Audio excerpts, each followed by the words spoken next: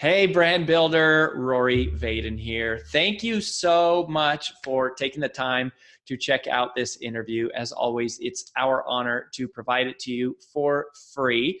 And wanted to let you know there's no big sales pitch or anything coming at the end. However, if you are someone who is looking to build and monetize your personal brand, we would love to talk to you and get to know you a little bit and hear about some of your dreams and visions and share with you a little bit about what we're up to see if we might be a fit. So if you're interested in a free strategy call with someone from our team, we would love to hear from you. You can do that at brandbuildersgroup.com/podcall, brandbuildersgroup.com/podcall. We hope to talk to you soon.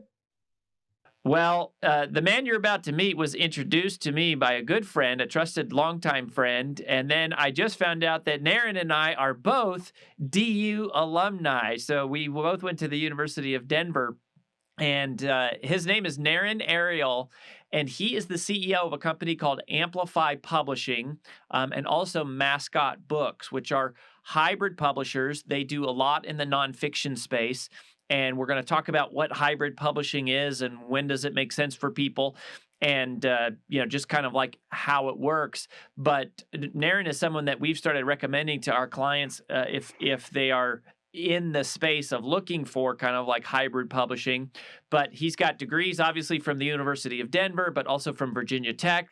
And it's just really cool that he's also a lawyer so he's got that training and background. And he's the author of a book called How to Sell a Crap Load of Books. So that is something that we all care about. And Naren and I had a conversation a while back, and we started diving into some Amazon stuff that he was sharing with me that I had never heard before that I thought was super fascinating. So anyways, Naren, welcome to the show. Hey, thank you, Rory. Great to be here. And yes, my book is How to Sell a Crap Load of Books, and it underscores the importance of a catchy title. So there you have it. Yeah. Well, so I want to start with a conversation about hybrid publishing. And what is that exactly? Because I think when people think of publishing, they understand traditional publishing and like, okay, literary agents and book deals and flying to New York and, Simon & Schuster and Penguin Random House, and there's that. And then they also understand self-publishing, which is, Amazon Create Space or whatever, or just like printing a book off at Kinko's and, you're an author. What is hybrid publishing and how is it kind of different from those two things? Great question. So hybrid publishing is a hybrid between the two options that you just mentioned. And specifically what that means is we create, and there are other companies that do this other than Amplify, we create books that are on par in terms of editorial quality and book packaging, and provide our authors the experience that they would otherwise get from a large publishing house in terms of marketing and distribution under a slightly different model. Maybe not slightly. The model is our authors contribute to production-related costs, but in exchange, the author, since they're contributing to production-related costs, get the lion's share of royalty split. So in our case, it's 85% to the author and 15% to us as a distribution fee, which is typically just inverted from the splits that you'll see at a large traditional house. Yeah. So the author is keeping 85%. You guys are getting 15%, which is a pretty spot on with the inverse of how it would work with traditional. But then they're covering some costs out of pocket up front where you wouldn't normally have that with a traditional publishing. So they're just covering the costs of like getting the manuscript edited, getting it printed. Like what are the costs here that we're talking about? Sure. So the costs are editorial. So sometimes we'll work with folks that need a ghostwriter. Sometimes we'll work with folks that give us a fully edited manuscript. So there's editorial, anything from ghostwriting to coaching to various levels of editing to proofreading. So editorial is one bucket. And then the other bucket is design related. So cover design, interior design. And then the other piece of it is production, publishing related costs. So, printing of books, we do ebooks and we do audio books. And then the last piece of it is warehousing and distribution. So, we have a fulfillment center from where we ship books to retailers, invoice them, collect. So the author doesn't have to really worry themselves about that piece of it. And I said the last one, but there's one other. We also offer a host of marketing, book launch, author platform development related services, and those are on a la carte basis because some folks have PR folks that they've worked with before. Some people have social media or website developers. So whatever the project requires, we can sort of backfill and offer those services as well. Got it. Yeah. Well, that in and of itself is pretty educational. Even knowing like what does it take to write a book? You got editorial, design, publishing, warehousing, and distribution, marketing, and then and like platform development. And I think a lot of people don't even realize those are like the big buckets. And so then, and now with hybrid publishing, you're saying that you can get some of the kinds of things. Like I think, when you think of self-publishing, obviously you're covering all the costs, you're keeping all the royalties, but you also are not getting any of the distribution. Like you almost never see a self-published book on an airport book stand or in Barnes and Noble or featured on. It almost always never on a bestseller list or something, even because they're not like indexed properly. So talk to us about how does distribution work and why do you need a hybrid publisher or a traditional publisher to do that? Like, why doesn't that happen with self-published books, and sort of what's the advantage of having that kind of distribution? Yeah, so let me say this first about self-publishing. I'm a big fan of self-publishing. Today more than ever, authors are successful self-publishing. The problem is today more than ever, authors are self-publishing. So there's just a glut of content out there, and it's just very difficult to get any sort of traction in terms of marketing and distribution. Specific to your question about distribution, most self-publishing authors go by means called print on demand. So if a retailer is interested in a book and they learn that it's print on demand, they just won't carry it. That's just the bottom line. And so we don't do print on demand. We publish some number of books, print some number of books, and we use the distributors that Barnes and Noble, for example, uses to get stock into their store, and we do so under terms that are per industry standard. So, for example, we use Ingram as one of our distributors. Everyone knows Ingram. Yeah. And if a Barnes and Noble wants to bring in a book, they'll go look in Ingram's database and they'll see, oh yeah, we can get it directly from Ingram. I don't have to go through a publisher, an author. It just makes it easier. There's less resistance to going through normal channels, and that's the advantage of working through somebody like us, is we've got those channels established. We got relationships with book buyers, and our books are, as they say, sold wherever books are sold. Just because you may have a deal with a large publishing house, the chances are shelf space is still limited, and it's growing more limited by the month.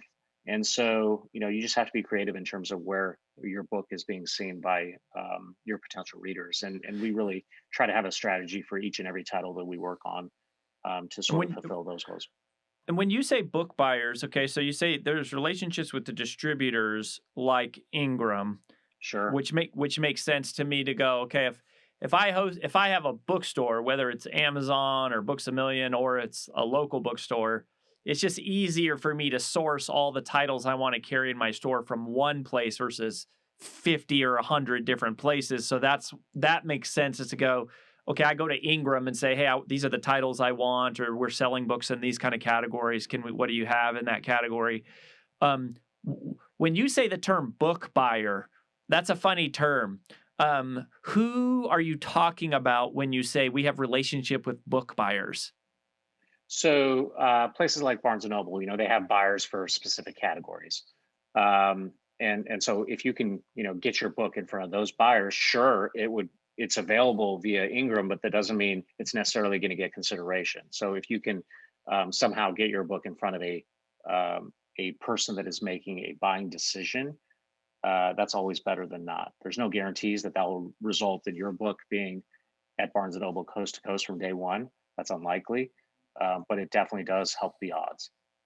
Yeah. So in other words, you know the contacts at these places, Books a Million, Hudson, whatever, like whoever, Yeah. like the bookstores, and then independent bookstores. Yeah, we've been doing this a long time. So this is our 19th year in business. So, you just get to know folks, right? I mean, you mentioned Hudson News. We have 3 books there right now in the airport market.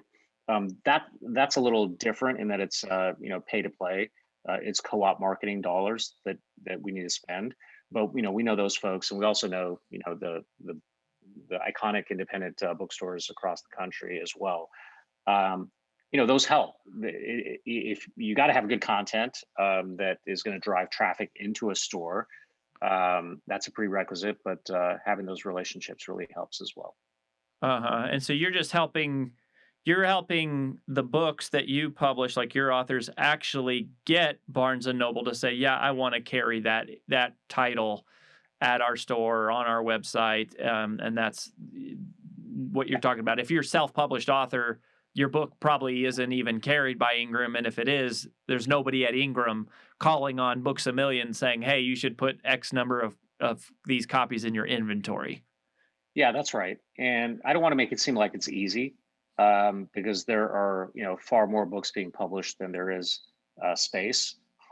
It's not easy, but it's more likely if you have a partner that has some relationships. Yeah. Okay. Of course. Yeah. So, I love that. That's super helpful. I think, I noticed that people like you are in the industry almost like for someone who's not in the industry, we don't even understand like the basic flow of like how these things work and all the different people that are involved in the supply chain of actually getting a book on a shelf. So that's super helpful. Now, one of the things that's fascinating to me is whether you're a traditionally published author, which we have been twice, like our 2 biggest books were both traditionally published. But a lot of people don't know this. We are also a self-published author. Early in our career, we released several self-published titles. And then what y'all do is the hybrid publishing. One of the places, or at the end of the day, no matter how you publish, a lot of the sales are coming through Amazon in most cases. And you were sharing some ideas with me about things that you can do to kind of optimize your book's representation or just presentation on Amazon, which I think applies whether you're self, hybrid, or traditionally published. Yeah. For sure, it's critical. So can you talk us through some of those just ideas of like, because like for me, I've never even like paid attention to it really. I just kind of let my publisher throw up whatever they throw up there. And I'm not even sure how much access or control I have. I know that some of our Brand Builders Group clients, when they self-publish, they've got full control to go in there and like change copy and do different things. What are some of the biggest things that authors should be paying attention to in terms of optimizing their Amazon profile? Yeah, great question. So it really is a sales pitch opportunity. Getting somebody to your Amazon book page is important. That doesn't necessarily mean you're going to convert that somebody into a buyer. So there's some things that you can do to increase the likelihood of that happening. First, you mentioned copy. You have to write to your potential reader. You have to write copy that is going to make your potential reader hit that little buy now button. So clear and concise copy. Need to speak to why this is important for your target audience. If you have testimonials, you should put them in the copy. And then, so that's on the copy. There's some beyond that. We like to really spend a lot of time thinking about the categories where the book appears. There's real science to that. So, Amazon will give you 3 for hardcovers, 3 categories, and these are genres, subgenres, sub-subgenres. And so what we like to do is come up with 2 that make sense, that are closely aligned to the book's content. And then we like to come up with a 3rd one that is, maybe somewhat of a reach in terms of the alignment between the book's content and the category. And we do that with the 3rd because maybe it's less competitive. So you just have to keep in mind how many titles there are. And I'll give you an example, right? We have done many leadership books, or presently we're doing a lot of diversity and inclusion titles. So some of those categories are just filled right now with some, big titles. And so, your ability to get to rise on the bestseller list on those subcategories is just a little bit harder. Whereas if you pick a third that is less crowded, your likelihood of getting a orange or yellow ribbon that says Amazon bestseller is increased. So those are some things to keep in mind in terms of the listing itself. And then the other thing that you and I talked about is Amazon AdWords. Amazon AdWords are a fantastic tool. I will say that generally advertising for a book is not something that works. And I'll routinely talk to older authors who recall advertising in the classifieds in the New York Times, for example, and they'll say how effective that was. And so that doesn't work, of course, today. But what does work is advertising on Amazon. And so there's a couple of suggestions that we've got in terms of Amazon pay-per-click campaigns. So basically what you're saying is Amazon has its own self-contained universe for running ads just throughout their website, their banner ads of images of their various products, similar to how Facebook has its own ecosystem for that, Facebook and Instagram, and similar to how Google AdWords would have like Google and YouTube areas. Amazon is its own universe for running ads, and you can just buy that placement. Yeah, that's right. And so how it works is two ways. People go on Amazon and search for books, right? And so let's say you have a book on leadership or remote work. This is applicable to a project that we're doing right now. We do a lot of post-pandemic remote leadership type books. And so if you go on Amazon right now and type in, managing remotely, it's likely that one or two of our books will show up as books that follow into the guidelines that you've typed in. So That's one way. And be surprised how effective this is. The other way is, let's say there's a remote leadership bestseller, a national bestseller, and we know the title. And so what we could do is if we have a book that is in a similar category, we will use book A and buy that search term. So when somebody buys book A, they'll see our book B as a suggested title that they might like because they've demonstrated an interest in the subject matter. Interesting. And you're saying you'll buy the same title of book A or just the term? No, we'll buy the title of book A as a comp title. So anytime somebody buys book A, because we know book A and we think that the readers of book A would be interested in our book B, we'll buy the title. Interesting. Yeah. So then yours would show up kind of above and then they're directly underneath. And then Amazon starts to see those sales kind of track together. And so it'll start to organically like recommend people who bought this book also bought this other book. That's right. That's right. And so particularly with nonfiction titles, particularly with thought leadership titles, this is an effective way to advertise. And the analytics you get from Amazon are fantastic. They'll say you spent $200 on this campaign. It directly resulted in, $350 in sales. Yeah. And is that part of your Amazon author page that you see that like in Author Central? Is that where you do that?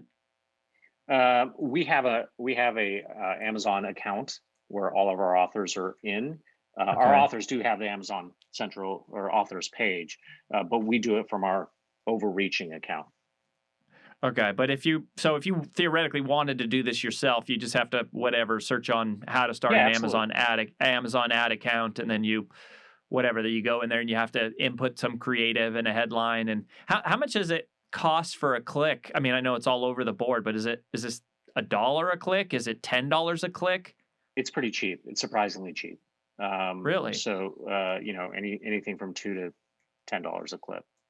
Okay.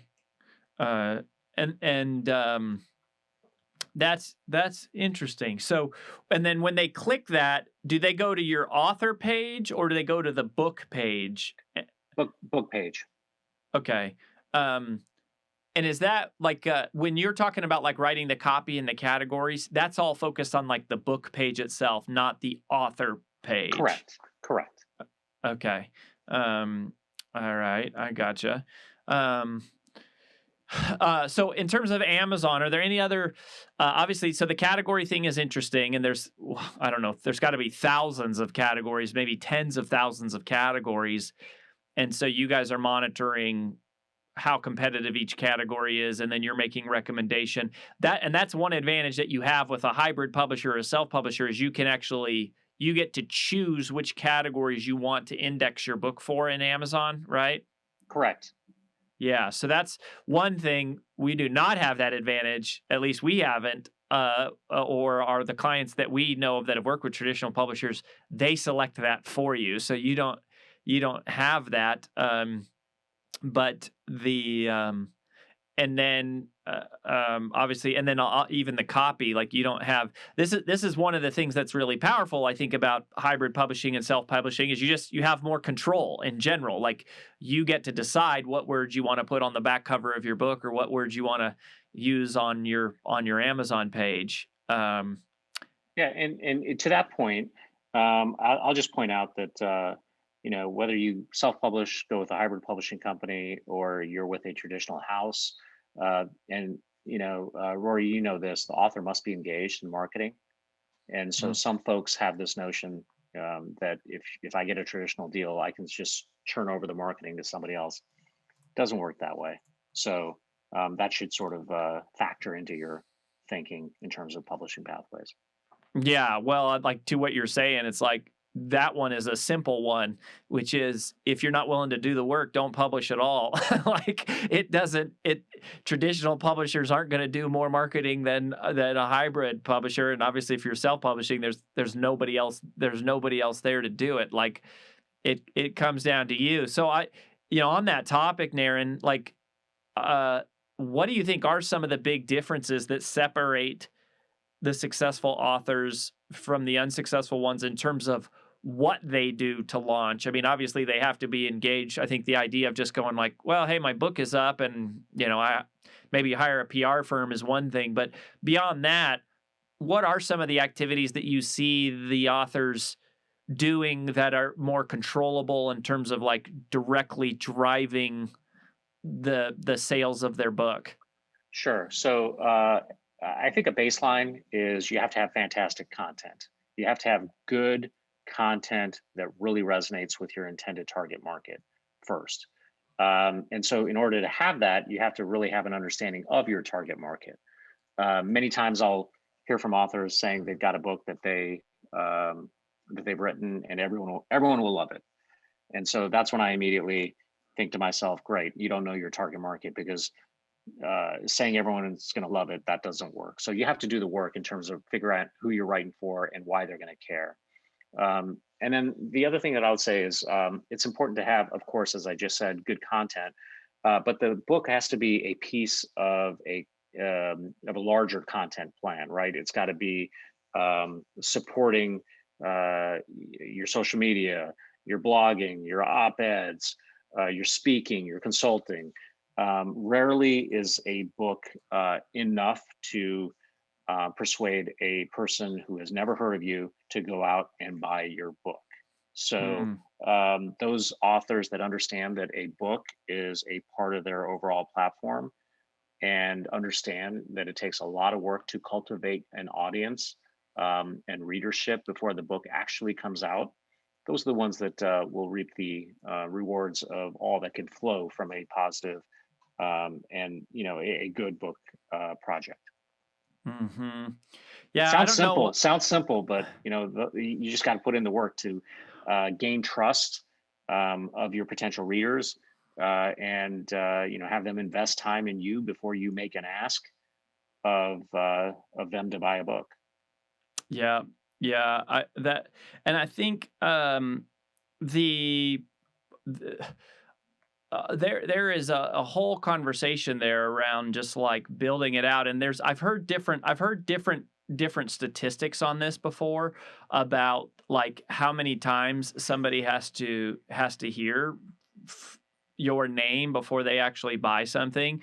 but I've heard it's like as high as 17 times, whereas like they have to see your name 17 times, whether it's your social media feed, in their inbox, you speaking at their event, on someone else's podcast, on a local TV show, like, and they just have to like hear your name, and then they see you in Amazon and they're like, oh, you know what? I think this lady looks cool, or this guy looks cool. I think I'm going to try this.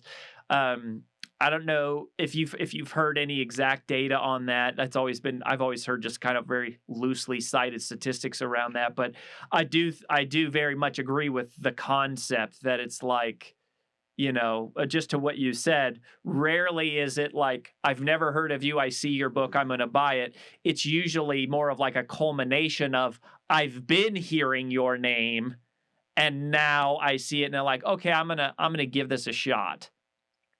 Culmination is a great word, and it's fitting here because you've demonstrated that you are an expert in a particular field. You've introduced content that the potential purchaser finds worthwhile. The potential purchaser has invested time in your thoughts, and then at that point, you go in with your new book. It just works. Yeah. Well, I love it. So y'all, if you ever want an introduction to Naren, I mentioned, so he's one of our preferred providers here. Every author we work with is at different stages of their platform. You can always email us, info@brandbuildersgroup.com. We'll gladly connect you directly to Naren. Of course, you can find him and his company. Where do you want people to go, Naren, if they want to find you directly? Sure. If you go to amplifypublishing.com, that is our thought leadership division where we publish business, political, policy, leadership type books. Again, amplifypublishing.com.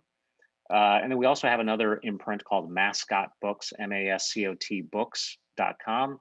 And there we publish across various genres, everything from children's titles to cookbooks to fiction. But I think most of your audience are in the brand building and thought leadership space. So Amplify Publishing probably would be a good source. You can feel free to email me.